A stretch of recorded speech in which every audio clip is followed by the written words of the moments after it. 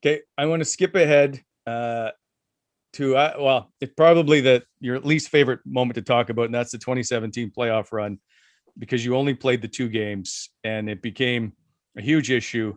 But when you played that game 5 in round 2 against the New York Rangers, did you start to come to life because you became a huge factor in both game 5 and in game 6? And I just take us through it from your point of view. Well, obviously we had a good group of guys in there, and I think near the end of the season, that's when I broke my hand on Sean Thornton, so I didn't play the last part of the regular season, and then the guys were playing well, so as a professional guy, I treat it like a job, and it's whatever the team needed to be, and I think that's something. When I came into the league, you push out older guys, and it was reality, and it was what it was, and I obviously, I'm a competitive guy, I want to be involved in play, and it's with the way things were handled, I didn't necessarily didn't like, but and not just for my own scenario, like.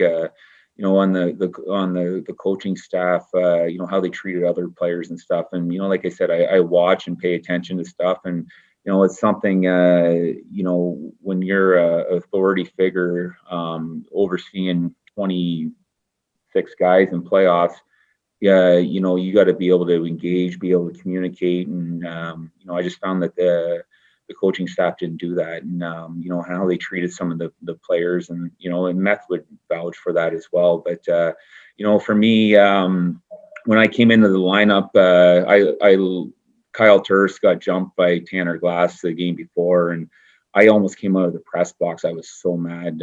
We had guys on the ice that were big enough to take care of things, and they didn't. I was fuming. So anyway, I prepared like I was getting into the lineup, and I did, and there was some hesitance from the coaching staff to put me in, and I think Alfie actually came in and told me, "Was Chris, you're going to be in, and that's something, just do what you do, and just back up your teammates and be smart out there," and that's what I did, and and all the guys were well aware of. Like Kyle Turris basically came up to me for the game, and there were some other issues and stuff, and just how they handle things. Like I came in, and I was the assistant captain on the team, and there was no way on my jersey, and I'm like, whatever, I'll deal with that at the end of the year. I'm like, but Kyle Turris actually came in. He was so mad that I'm coming in to stick up for him, and he went into Boucher's office and basically said, take my A off and put it on Neeler, because he's a leader in there, and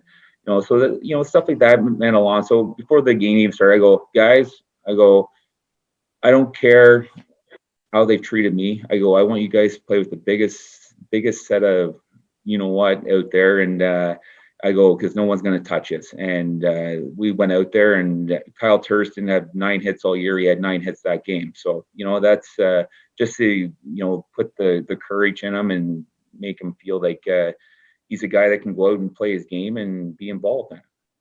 Yeah, and it should have been done earlier. Like there was a couple of us that we would talk about it amongst ourselves. Obviously, Neeler wasn't around at those moments, but we always put so much emphasis into why we were asking these questions. Why isn't Neeler playing right now? Like, how do we approach this? Do we just barge into the office and tell them, or because it was apparent the way Glass was running around that whole series, and he was doing his job and he was very effective at it. But I mean, we needed Neeler in there so badly. So when he went in there and did what he did and kind of almost embarrassed the guy in front of all the fans, it was brilliant.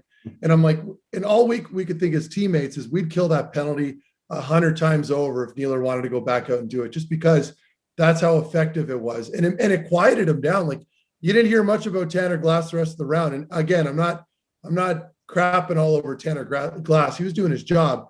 But when Neeler did that, it basically made him quiet for the rest of the series. And to me, that was probably the turning point of the whole round. So, I mean, it just spoke to how important Neeler was in that role when he came in and did what he did. So what was said to Neeler after the game in the room? Anything?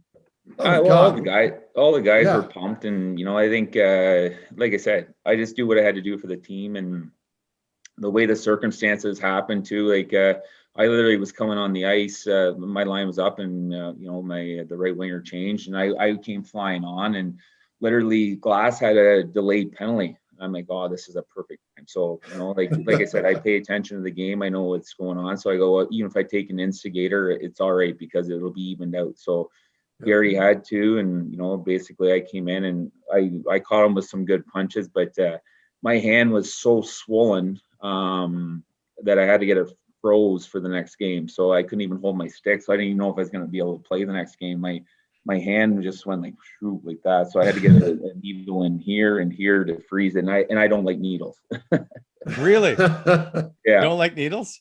No, I go to the dentist for root canal or whatever. I don't get freezing. I just let them drill.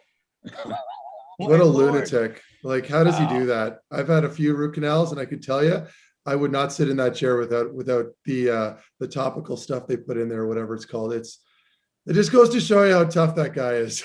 Yeah.